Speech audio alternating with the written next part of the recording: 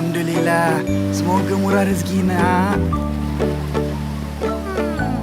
Papa, rezeki tu apa?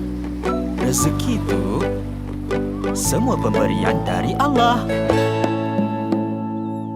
5 pemberian Allah untuk kita gunakan sebaiknya.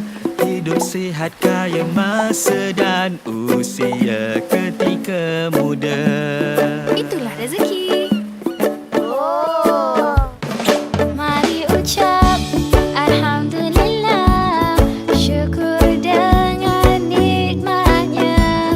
Semuanya rezeki dari Allah. Alhamdulillah. Mari ucap Alhamdulillah, syukur apa yang ada.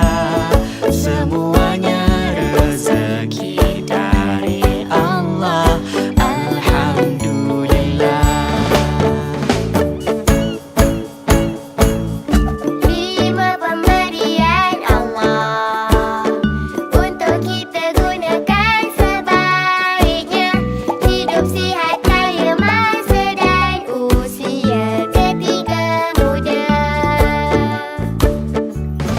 Mari ucap Alhamdulillah, syukur dengan nikmatnya. Semuanya rezeki dari Allah. Alhamdulillah. Mari ucap Alhamdulillah, syukur apa yang ada. Semuanya rezeki dari Allah. Alhamdulillah. Alamak. Tak apa, hilang satu akan datang yang lebih baik. Tengok tu, aiskrim Hana jadi rezeki untuk hewan lain.